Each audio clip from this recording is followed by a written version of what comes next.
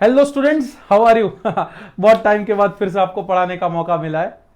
आप मैसेज में बहुत बार आपने बोल दिया है कि सर हमें पढ़ाओ ना, सर हमें पढ़ाओ ना। देखो, वहां पे आने का तो मतलब चांस बहुत कम है, वहां पे आके पढ़ाने का चांस भी बहुत कम है। लेकिन जैसे ही मुझे पता चला कि आप लोग केमिस्ट्री के इस टॉपिक में बहुत ज्यादा प्रॉब्लम फेस कर रहे हैं, तो देखो सावन सर आपके लिए फिर से एक बार रेडी है पढ़ाने के लिए। And this time I will be teaching you science, जहां पे हम लोग पढ़ेंगे स्ट्रक्चर ऑफ एटम का वो चैप्टर। ये पूरे ही चैप्टर को हमने 3-4 पार्ट्स में डिवाइड करके रखा है, जो कि आपके पास एक एक करके वीडियोस पहुंच जाएंगे। वीडियोस को वन शॉट में ना लेने का जो आइडिया हो बेसिकली यही है कि एक बार में इतना लंबा वीडियो आप खत्म करने नहीं वाले हो, तो थोड़ा थोड़ा एक एक टॉपिक पढ़ते हैं और एक एक टॉपिक को पढ़ने के बाद अपन उसके रिलेटेड जितने भी क्वेश्चन आंसर्स है वो गो थ्रू करेंगे। ओके, तो आज शुरुआत कर रहे हैं हम लोग चैप्टर 4 स्ट्रक्चर ऑफ एटम नाम के चैप्टर में। आज है अपना लेक्चर 1 ऑफ दिस चैप्टर। आप बोल रहे हो कि सर पहले चैप्टर 3 करवाना चाहिए था, फिर चैप्टर 4। देखो, एज पर माई नॉलेज और जितना मैं पढ़ाना जानता हूं, ये यहां पे थोड़ा सा ना वो मुझे गैप लग रहा है कि बच्चों को समझाना पहले कौन सा टॉपिक इजी लगेगा। तो आई एम मतलब little bit I am changing the structure, little bit I am changing the sequence of the topics, और मैं उस हिसाब से आपको पढ़ाऊंगा। डोंट वरी, आपके हर एक टॉपिक कवर हो जाएंगे। डोंट वरी, आपका हर एक टॉपिक, हर एक क्वेश्चन को हम एड्रेस करेंगे। Okay, so let's start the discussion of structure of atom, जहां पे फर्स्ट लेक्चर में हम लोग पढ़ने वाले एटम्स और मॉलिक्यूल्स क्या होते हैं, और उसके बाद एटॉमिक मॉडल्स जो पढ़ने के लिए आप ये लेक्चर देख रहे हो। सबसे पहले ये क्वेश्चन है कि एटम्स क्या होता है, मॉलिक्यूल क्या होता है, दोनों के बीच में डिफरेंस क्या है। What is the fundamental difference between atom and molecule. देखो, साइंस तभी तक ही बर्डन लगता है जब तक हमको उसका फंडामेंटल नॉलेज नहीं है। जैसे ही हमारे पास वो नॉलेज एक्वायर हो जाता है, वैसे साइंस इंटरेस्टिंग लगता है। आया, and this is my guarantee. ये लेक्चर सीरीज को एंड तक देखना, this is my personal guarantee कि इसके बाद आपको ये टॉपिक कभी भी बोर नहीं करेगा, दैट इज फॉर श्योर। और ये हर एक टॉपिक को आप आराम से लर्न कर लोगे। ओके, तो सबसे पहले हमें समझना है कि एटम्स क्या है। देखो, कोई भी पार्टिकल है दुनिया में, कोई भी चीज है, ठीक है, कोई भी मैटर है,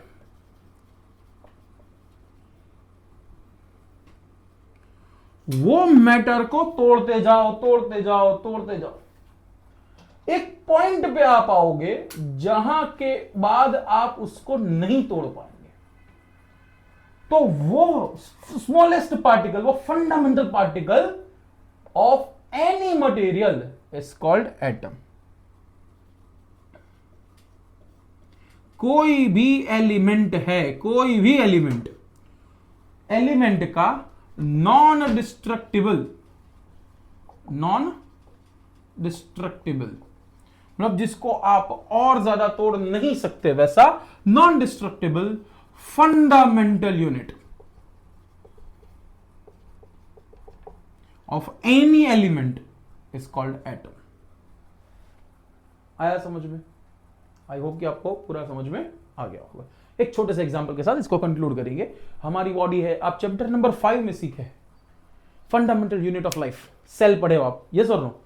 तो हमारी बॉडी को तोड़ो ऑर्गन को तोड़ो टिश्यूज को स्मॉलेस्ट पार्ट में जाओ, इट इज सेल। तो वैसे ही एलिमेंट के स्मॉलेस्ट वे में चले जाओ, दिस इज एटम। जैसे सोडियम का एटम, हाइड्रोजन का एटम, क्लोरीन का एटम। और जब भी ऐसे एक या फिर ज्यादा एटम कंबाइंड होते हैं एक फिक्स प्रपोर्शन में, तो उसको हम लोग बोलते हैं मॉलिक्यूल। फिर से एक बार, मुझे पता है कि नहीं समझ में आया होगा, एक एग्जांपल देता हूं ताकि समझ में आ जाए। H2O, कितने एटम्स है?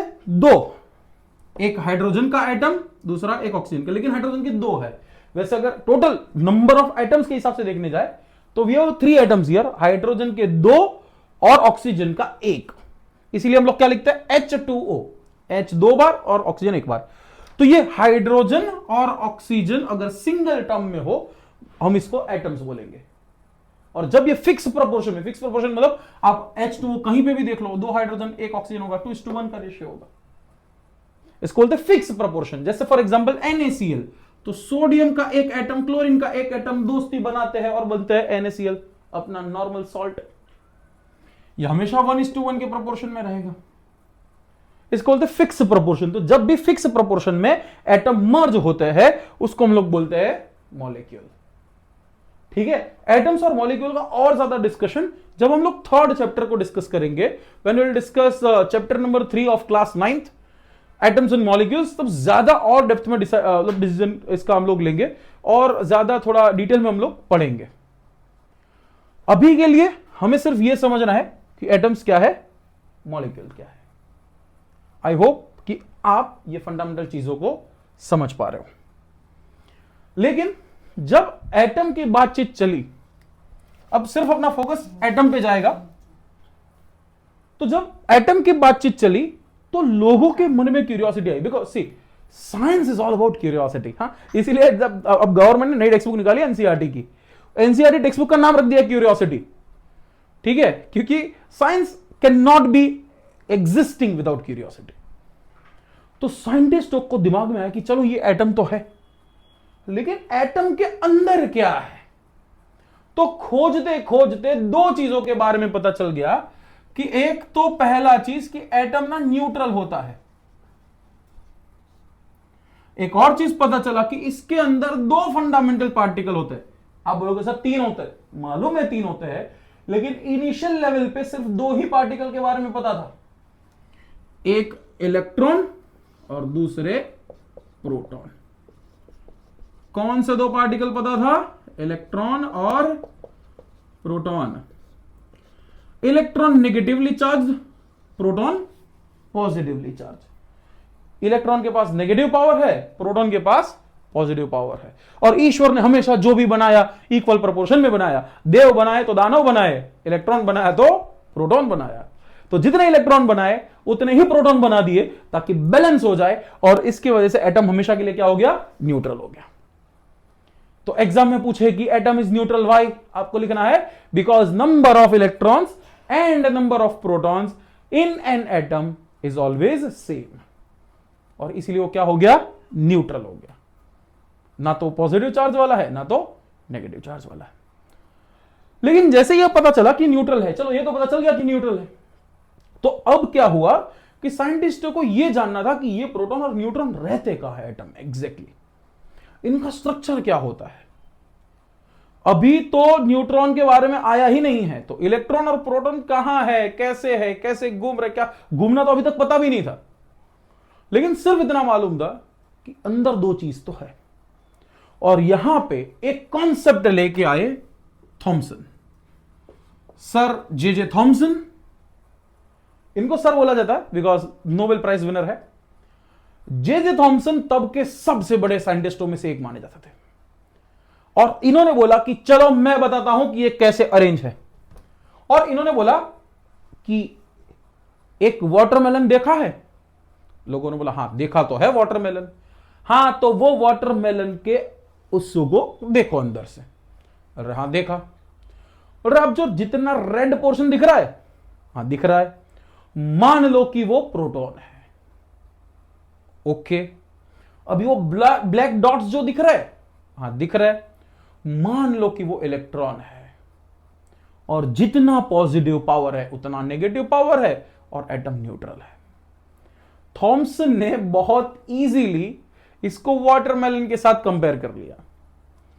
तो इसीलिए इसको वाटरमेलन मॉडल भी बोलते हैं। बहुत सी जगह पे इसको प्लम पुडिंग मॉडल भी बोलते हैं, क्योंकि प्लम पुडिंग भी वही है कि पुडिंग है, उसके अंदर जो टुकड़े है वो इलेक्ट्रॉन मान लो, बाकी का पुडिंग है वो पॉजिटिव चार्ज मान लो। तो प्लम पुडिंग मॉडल बोले या फिर वाटरमेलन मॉडल बोले, it is all about Thomson's model of atom. तो चलो, तो थॉमसन्स मॉडल में क्या ध्यान रखना है, साथ में नोट्स बनाते चलना ताकि पूरा ही क्लियरिटी के साथ बैठे दिमाग में। तो थॉमसन्स मॉडल किसके साथ कंपेयर किया? वाटरमेलन के साथ। कैसे कंपेयर किया? तो कि ये वाटरमेलन के बीज ब्लैक वाले, जो आप लोग में से कोई खा जाता है, कोई फेंक देता है। तो ये जो ब्लैक वाले बीज है, इसको बोल दिया नेगेटिवली चार्ज्ड पार्टिकल्स। और आप सभी को पता है, पूरे हिंदुस्तान को पता है कि नेगेटिवली चार्ज पार्टिकल्स को ही हम लोग क्या बोलते हैं, इलेक्ट्रॉन्स बोलते हैं। ओके, तो ये बाकी का जो हिस्सा वो रेड रेड वाला बच गया, जो खाने में मजा आता है, वो उसने बोल दिया कि भाई यही तो प्रोटॉन है, ये पूरा पॉजिटिवली चार्ज्ड होता है।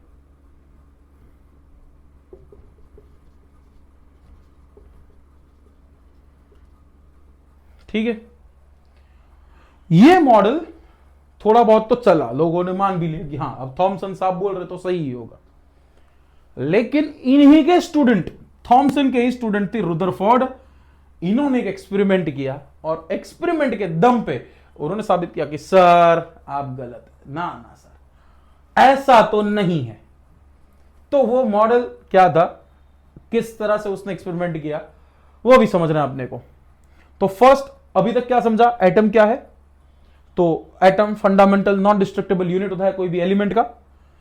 एटम के अंदर क्या क्या चीज होती है? वैसे 3 चीज होती है, प्रोटॉन, इलेक्ट्रॉन एंड न्यूट्रॉन। लेकिन जब तक ये मॉडल हम लोग डिस्कस कर रहे हैं तब तक न्यूट्रॉन की खोज नहीं हुई है। एटम्स जो चार्ज के वाइज होता है वो न्यूट्रल होता है, क्योंकि प्रोटॉन और इलेक्ट्रॉन के नंबर सेम होता है।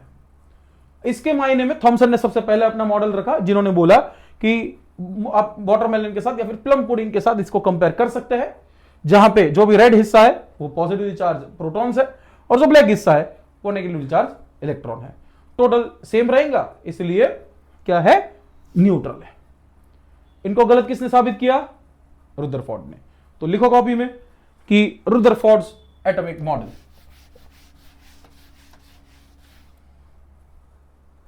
तो किसकी बात होगी अभी? रुदरफोर्ड। तो रुदरफोर्ड्स मॉडल हमें पढ़ने से पहले रुदरफोर्ड ने जो एक्सपेरिमेंट किया था, देखो बेटा यही होती है पढ़ाई, ये सच में this is what we call study. आप अभी तक जो स्कूल में कर रहे हो, मेजॉरिटी ऑफ द स्टूडेंट, वो स्टडी नहीं, वो अब सिर्फ आप टीचर ने बोल दिया हाँ ये करना है, आप बोले हाँ करना है, ये तो गुलामी हो गई ना।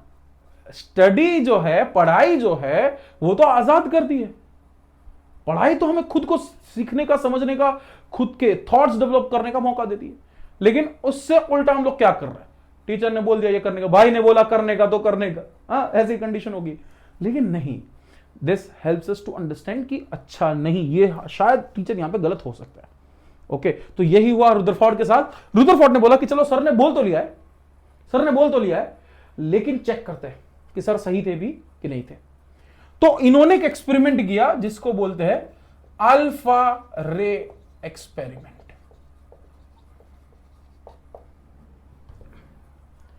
अल्फा रे क्या होते हैं पहले तो ये समझ लो। अल्फा रे जो है वो पॉजिटिवली चार्ज्ड रे होते हैं। पॉजिटिवली बेसिकली अगर आप समझ पाए तो it is double charge helium atom. Double charge helium atom मतलब हीलियम में 2 इलेक्ट्रॉन होते हैं, 2 प्रोटॉन होते हैं, तो और 2 न्यूट्रॉन्स होते हैं। समझने के लिए सर समझ लीजिए कि अल्फा रे होता क्या है। मैंने बोला ना कि रटना नहीं है, समझना है। तो उसमें से 2 इलेक्ट्रॉन हटा दो तो अब क्या हो जाएगा, 2 न्यूट्रॉन 2 प्रोटॉन वाला चीज, वो 2 double charge, double positive charge है, इसलिए उसको बोलते हैं अल्फा रे। नहीं समझ में, नो इश्यूज। अल्फा रे क्या है, सिर्फ पॉजिटिव चार्ज रे है, ऐसा आप मान के चले। ठीक है, अभी इन्होंने क्या किया, इन्होंने लिया गोल्ड फॉइल, सोने का फॉइल लिया। गोल्ड ही क्यों सिलेक्ट किया? देखो कभी भी ऐसे ही मत मान लेना कि यही यूज किया। यही क्यों यूज किया, गोल्ड ही क्यों यूज किया? बिकॉज गोल्ड के पास एक प्रॉपर्टी होती है जिसको बोलते हैं मेलिएबिलिटी। उसको पीट पीट पीट के आप एकदम पतरा जैसा, बारीक वर्क जैसा बना सकते हो उसका। और उन्होंने वैसा बनाया, गोल्ड फॉइल उन्होंने क्रिएट किया, बहुत ही पतला, बहुत ही पतला, ऑलमोस्ट 10 टू द पावर -7 के अराउंड इन्होंने वो थिकनेस रखा। 10 टू पावर -7 से लेकर 10 टू पावर -8 के बीच में इन्होंने थिकनेस रखा। तो वेरी थिन। और ये इसीलिए किया गया ताकि ऑलमोस्ट 1 एटम के आसपास हम लोग पहुंच पाए, बहुत ही कम एटम्स को फेस करना पड़े। और इन्होंने क्या किया कि देखो ऐसा सेटअप लगाया, ये क्या है, ये फ्लोरोसेंट को, ये फ्लोरोसेंस को आइडेंटिफाई करने वाली शीट है, ठीक है। मतलब बेसिकली अगर इसके ऊपर इलेक्ट्रॉन टकराएगा तो ये ग्लो करता है। वैसे ये ब्लैक शीट रहती है, कंप्लीटली ब्लैक शीट रहती है, लेकिन अगर इस पर इलेक्ट्रॉन टकराता है तो वहां पे ब्लैक डॉट क्रिएट हो जाता है, हल्का सा ब्लैक डॉट क्रिएट हो जाता है। तो इसका मतलब है कि ये आइडेंटिफाई, बड़ा इलेक्ट्रॉन दिखता नहीं है अपने को, इलेक्ट्रॉन या फिर प्रोटॉन दिखता नहीं है। हाँ सॉरी, जब प्रोटॉन टकराता है, सॉरी माय बैड, जब प्रोटॉन टकराता है तो छोटा सा हल्का सा डॉट क्रिएट हो जाता है। ओके, तो अंडरस्टैंड कीजिए कि प्रोटॉन दिखते नहीं है, अल्फा रे दिखेंगे नहीं, तो पता कैसे करोगे कि अल्फा रे है कि नहीं? ये इस तरह से, तो हम यहां से आइडेंटिफाई करेंगे। तो इन्होंने क्या किया, एक पूरा ऐसे प्लेट लगा दिया, यहां पे इन्होंने लेड के ब्लॉक लगा दिए। लेड क्यों रखा? लेड जो है वो बाकी के रे को एब्जॉर्ब कर लेता, और ताकि एक सिंगल सा पाथ बचे अल्फा रे को जाने के लिए। यहां पे इन्होंने रखा है अल्फा रे गन, जो कि अल्फा रे को एमिट करेगा। ये अल्फा रे यहां पे जाएगा, ये डिविएट ना हो जाए इसके लिए रास्ते में क्या रखे हैं, लेड के ब्लॉक्स रखे हैं। अब यहां पे इन्होंने रखा है गोल्ड फॉइल, वो पतला सा गोल्ड फॉइल, ठीक है। और अभी ये अल्फा रे इधर जाएंगे। अब थोड़ा सा समझने की कोशिश करो, ये एक्सपेरिमेंट क्या था, what was this experiment all about. अगर मान लो कि जैसे थॉमसन सर ने बोला था, थॉमसन सर ने क्या बोला था कि पूरा ही ब्लॉक जो है, थॉमसन सर ने क्या बोला था, फिर से एक बार देख लो, कि पूरा ही ये रेड वाला हिस्सा है, ये क्या है, पॉजिटिव चार्ज है। ये बीच बीच में क्या है, नेगेटिव चार्ज, मतलब बीच में कहीं जगह नहीं है, ओके, कहीं वेकेंट स्पेस नहीं बची। अब मान लो कि आप वहां से, मान लो कि स्क्रीन के आर पार जा सकते हो, वहां से आप छोटे थर्मोकॉल के बॉल्स इधर मार रहे हो, ये शीट ब्लॉक्ड है, तो ऑब्जर्वेशन क्या जाएगा कि मेजॉरिटी बॉल टकरा के वापस जाएंगे, हाँ या ना? मेजॉरिटी बॉल टकरा के वापस आने, क्यों? क्योंकि जगह है ही नहीं आर पार जाने की। और अगर पूरा ही पॉजिटिव चार्ज है, अल्फा रे भी पॉजिटिव चार्ज है, तो रिपल्शन होगा, तो ज्यादा से ज्यादा पार्टिकल का रिपल्शन होगा और वापस आएंगे। ये हम चाहते थे कि ऐसा हो, क्योंकि थॉमसन सर ने ऐसा बोला था। लेकिन द ऑब्जर्वेशंस वर शॉकिंग। क्या ऑब्जर्वेशंस थे? तो प्लीज रिमेंबर, ये ऑब्जर्वेशंस पूछते हैं एग्जाम्स में। ऑब्जर्वेशंस में first observation, most of the alpha रे वॉज, या फिर अल्फा रे पास्ड विदाउट डिविएशन। यहां पे माथा ठनका कि ज्यादा से ज्यादा अल्फा रे तो एज इट इज पीछे निकल गए, कहीं पे भी डिविएशन नहीं, कुछ नहीं। आप बोलोगे सर आपने अल्फा रे देखे? मैंने नहीं देखे, रुदरफोर्ड ने देखे थे, वहां पे साइन देखा था कि हाँ इधर अल्फा रे टकराया। तो ज्यादा से ज्यादा ऐसे जाने का मतलब क्या बनता है? इसका मतलब यह बनता है कि बीच में बहुत सारी जगह खाली पड़ी है। आप कैसे कह सकते हो? आप मान लो कि ऐसी लाइन वाली जो ग्रिल वाली विंडो रहती है ना, अब दूर बैठा बैठा आप चौक मार रहे हो, बहुत कम चांस है कि वहां पे ग्रिल पे टकरा के वो वापस आए, क्योंकि बीच में बहुत सारी जगह खाली पड़ी है। आपके ज्यादातर चौक एज इट इज पीछे जाना है, और यही हुआ। ज्यादा से ज्यादा alpha ray as it is पीछे चले गए। समझे कि नहीं समझे? ओके, कुछ कुछ अल्फा रे अलग अलग एंगल पे डिविएट हुए। डिविएशन का मतलब क्या है? देखो, नॉर्मली प्रोटॉन ऐसे जा रहा है, ठीक है, नॉर्मली आप भी ऐसे जा रहे हो स्कूल में, लेकिन जैसे ही यहां पे कोई पसंदीदा इंसान दिखा, यहां पे है वो, ऐसे जा रहे हैं, और तुरंत हम थोड़े ऐसे मुड़ जाते हैं, आया ना? तो यही मुड़ाव है किसके बीच में? अल्फा रे और इलेक्ट्रॉन के बीच में। अल्फा रे positively charge, electron negatively charge, आया ना? तो अल्फा रे इलेक्ट्रॉन को देख के थोड़ा सा मुड़ गया, और इसकी वजह से यह डिविएशन देखने को मिला। तो यह प्रूव हो गया कि इलेक्ट्रॉन्स है, लेकिन रैंडमली नहीं है, वो अपने फिक्स ऑर्बिट्स में है। तो सेकेंड ऑब्जर्वेशन क्या था? Some of the alpha rays deviated at different angles, अलग अलग एंगल्स पे क्या हो गए?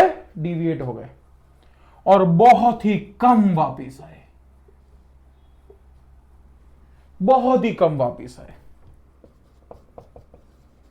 Very few got reflected back, बहुत ही कम वापिस आए। तो फिर से एक बार क्या क्या ऑब्जर्वेशन हुआ? मोस्ट ऑफ द अल्फा रे ऐसे ही पास हो गए। सेकेंड ऑब्जर्वेशन, मतलब थोड़े से अलग अलग एंगल पे डिविएट हो गए। और थर्ड, बहुत ही कम, very few alpha rays got reflected back, बहुत ही कम रिफ्लेक्ट बैक हुए। तो ये क्या डिस्कशन कर रहे थे? रुदरफोर्ड का मॉडल डिस्कस कर रहे थे। उसको मॉडल को कौन से एक्सपेरिमेंट के बेसिस पे देखा जाता है? अल्फा रे एक्सपेरिमेंट पे। अल्फा रे क्या होता है? पॉजिटिवली चार्ज रे होते हैं। तो रुदरफोर्ड ने क्या सेटअप बनाया था? अल्फा रे गन रखी थी, यहां पे रखा था गोल्ड फॉइल। गोल्ड फॉइल इसीलिए रखा था ताकि उसकी थिकनेस को बहुत ज्यादा कम कर पाए। और उसके बाद यहां पे अल्फा रे उन्होंने शूट आउट किए। लेड ब्लॉक्स रखे थे ताकि उसके जो पाथ है उसको सिंगल पाथ में रख पाए। अल्फा रे गोल्ड फॉइल पे टकराए। एक्सपेक्टेशन थी कि ज्यादा से ज्यादा अल्फा रे वापिस आने चाहिए और बहुत ही कम आड़े टेढ़े जाने चाहिए। लेकिन ऑब्जर्वेशंस क्या हुए? तो what were the observations? First, most of the alpha ray as it is pass हुए। सेकेंड, बहुत ही कम डिविएट हुए अलग अलग एंगल पे। और थर्ड, कुछ कुछ वापस रिफ्लेक्ट हुए। ओके, तो ये ऑब्जर्वेशन थे और ये ऑब्जर्वेशन के बेसिस पे इन्होंने कुछ कंक्लूजन्स बनाए। और क्या कंक्लूजन थे? फर्स्ट, कि सर थॉमसन सर का मॉडल तो गलत है, कि ऐसे ही पूरा वो नहीं भरा, प्रोटॉन ऐसे ही नहीं भरे, बल्कि प्रोटॉन जो है वो सेंटर में चुपचाप एक कोने में भरे पड़े हैं। तो positive charge is concentrated at centre. तो पहला तो कंक्लूजन ये था कि पॉजिटिव चार्ज कहां पे सेंटर होकर रखा है, सॉरी कहां पे पड़ा हुआ है? सभी के सभी सेंटर में पड़ा हुआ है। दूसरा बोला, there are very huge spaces, very huge space in between electrons, electrons के बीच में बहुत सारी स्पेस ऐसे ही पड़ी है, बहुत ह्यूज स्पेस ऐसे ही पड़ी है। वेरी ह्यूज वेकेंट स्पेस हम लोग लिख देंगे, वेकेंट मतलब खाली स्पेस पड़ी है। आप बोलोगे सर ऐसा लिख सकते हैं एग्जाम में? बिल्कुल लिख सकते हैं। हमने कौन सा गलत बात किया? हम तो वही बात कर रहे हैं जो रुदरफोर्ड कर रहे हैं। अब टेक्स्ट बुक का और हमारा लैंग्वेज में थोड़ा सा डिफरेंस है, लेकिन जितने भी कीवर्ड्स आने चाहिए थे वो सभी के सभी कीवर्ड्स प्रेजेंट है, तो they have to give you the marks. And third thing, बहुत ही ह्यूज वेकेंट स्पेस थी और उन्होंने बोला था कि electrons are not randomly arranged. जैसे थॉमसन सर आपने बोला कि वो रैंडमली अरेंज है, लेकिन ऐसा नहीं है sir. But they are arranged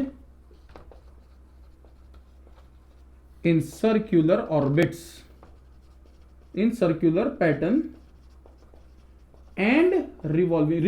यहां पे ऑर्बिट वर्ड मत लिखना, क्योंकि ऑर्बिट वर्ड रुदरफोर्ड के मॉडल तक आया नहीं था। ऑर्बिट वर्ड उसके बाद के मॉडल में आया है, ठीक है? तो ऑर्बिट वर्ड मत लिख देना। तो in circular patterns and revolves, and revolve क्योंकि बहुत सारे इलेक्ट्रॉन है, revolve around positively charged centre. ठीक है, गॉट इट? तो क्या कंक्लूजन उतारे उन्होंने कि भाई ये भी जो बीच में बहुत सारी खाली स्पेस पड़ी है सर, पॉजिटिव चार्ज पूरा का पूरा बीच में पड़ा हुआ है, और इलेक्ट्रॉन जो है वो ऐसे ही नहीं पड़े कहीं पे, वो फिक्स सर्कुलर ऑर्बिट्स में है और वो प्रोटॉन के आसपास क्या कर रहे हैं? घूम रहे हैं। आया समझ में? This was all about Rutherford's model. लेकिन रुदरफोर्ड एक चीज को एक्सप्लेन नहीं कर रहा। Rutherford was perfect in his model, ये बहुत परफेक्ट था अपने मॉडल में। एक लिमिटेशन रह गई, पूछ सकते एग्जाम में, what was the limitation of Rutherford's model, एक लिमिटेशन रह गई बेटा, और वो लिमिटेशन क्या थी? साइंटिस्टों ने क्वेश्चन किया कि अगर आपने बोला कि सर इलेक्ट्रॉन घूम रहे हैं आसपास में, आपने क्या बोला, इलेक्ट्रॉन घूम रहे हैं आसपास में, तो घूमने के लिए चाहिए एनर्जी, तो घूमते घूमते ये अपनी एनर्जी गवाएंगे in the form of radiation.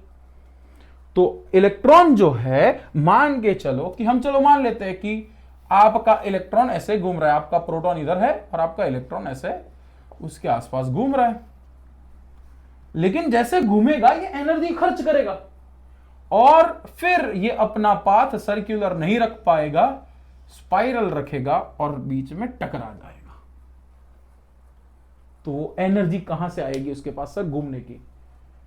इस चीज का आंसर रुदरफोर्ड नहीं दे पाए थे। बस एक फॉल्ट, एक लिमिटेशन रुदरफोर्ड के मॉडल की, और ये फॉल्ट, ये मॉडल का जो ये प्रॉब्लम है, लिमिटेशन है, ये लिमिटेशन को सॉल्व किया अब कमिंग साइंटिस्ट ने, जिनका नाम था नील बोर। तो नील बोर का मॉडल अभी नेक्स्ट पढ़ने वाले हैं। उसके पहले अगर आपको ये स्क्रीनशॉट लेना है, I am just going in a side, आप स्क्रीनशॉट ले लीजिए और एक बार गो थ्रू कर लीजिए।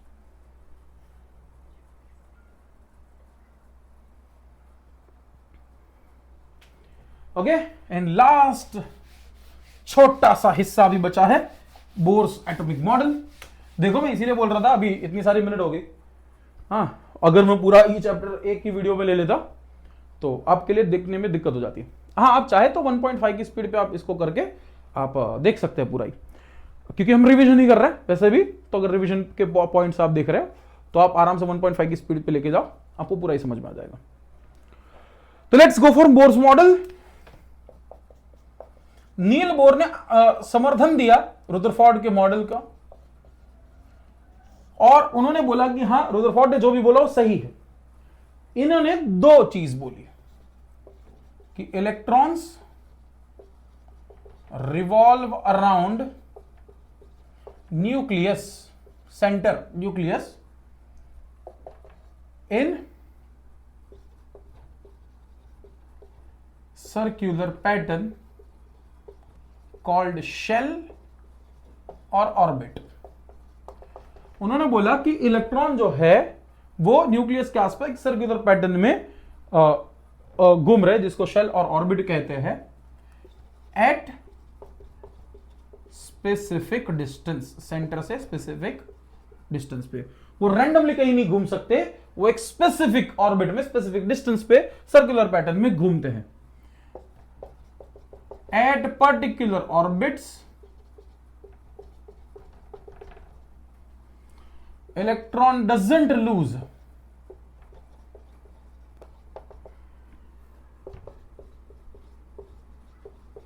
energy while revolving। और दूसरा उन्होंने बोला कि अगर वो फिक्स जगह पे घूमेंगे, फिक्स डिस्टेंस पे घूमेंगे, फिक्स ऑर्बिट में घूमेंगे, तो वहां पे वो अपनी एनर्जी नहीं गवाएंगे। मतलब कि वो रैंडमली कहीं पे भी नहीं है, वो फिक्स एनर्जी लेवल्स पे है।